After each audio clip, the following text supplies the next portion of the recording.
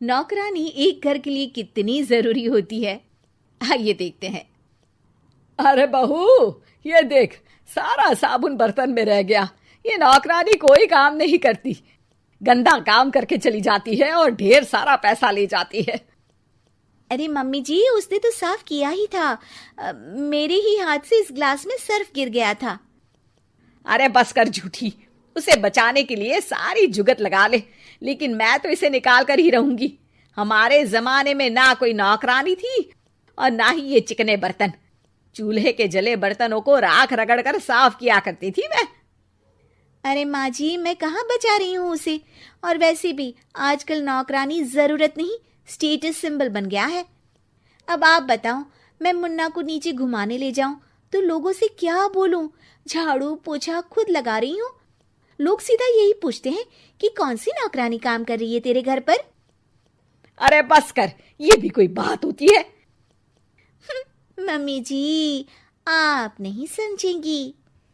शाम को नौकरानी घर आकर काम कर ही रही होती है कि सास को कहती है, माँ जी, एक बात बोलूं, बुरा न मानना। अरे वैसे तो मुझे तेरी शक्ल ही पसंद नहीं है, बात क्या खाक पसंद आएगी। अरे माँ जी, सुन तो लीजिए क्या कह रही है। तो मैंने कौन सा उसका मुंह पकड़ लिया है? अरे माँ जी, वो लाल साड़ी पहनती हो ना, ना पहना करो। सास का गुस्सा अब तो 7वें आसमान पर होता है। अरे वाह जी वाह, क्यों ना पहना करूं? और तू होती कौन है ये बताने वाली कि मैं क्या पहनूं क्या ना पहनूं? अरे माँ जी, पूरी बात तो सुन लो, वो बोलना क्या चाह रही है। अरे बुरा न मानो आंटी जी। अरे कौन है आंटी? अपनी उम्र देखी है तूने? 2-4 साल ही छोटी होगी मुझसे और मुझे आंटी बोल रही है। बहू सर पर हाथ रख लेती है। अरे अच्छी खासी उम्र दराज हो और आंटी ना बोलूं? मैं तुम्हारी बहू से भी 4 साल छोटी हूँ। क्यों दीदी? बोलती भी क्या, एक तरफ सास यानी पति की माँ, तो दूसरी तरफ नौकरानी जिसके बिना घर का काम नहीं चल सकता। वो दरअसल माँ जी की शादी भी बहुत जल्दी हो गई थी ना। अच्छा ये झगड़ा छोड़ो, ये बताओ तुम माँ जी को लाल साड़ी पहनने से क्यों मना कर रही हो? वो ना, इनकी उम्र की सारी औरतें सोसाइटी में इनके लिए बात करती हैं कि तुम्हारी सास बुढ़ी घोड़ी लाल लगाम है। बहू को ये सुनकर गुस्सा आ जाता है। अरे वाह वाह, कौन बोलता है जी? खुद क्या है यहाँ की औरतें, बाल सफेद लेकिन टाइट जींस और कोई कुछ भी पहने।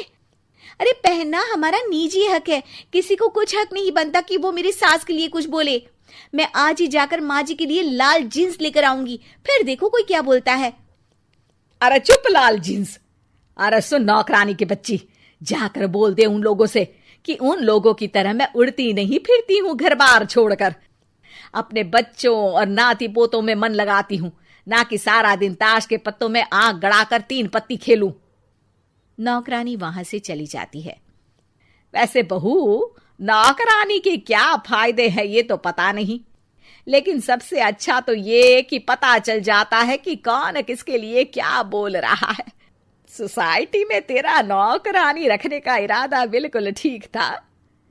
अगले दिन उन लोगों के घर की बेल बजती है। बहू दरवाजा खोलती है कि सामने कुछ औरतें खड़ी होती हैं। अरे बहू, कहाँ है तेरी सास? बुला जरा। अरे बहन जी, आप सारी एक साथ आइए आइए, कैसे आना हुआ?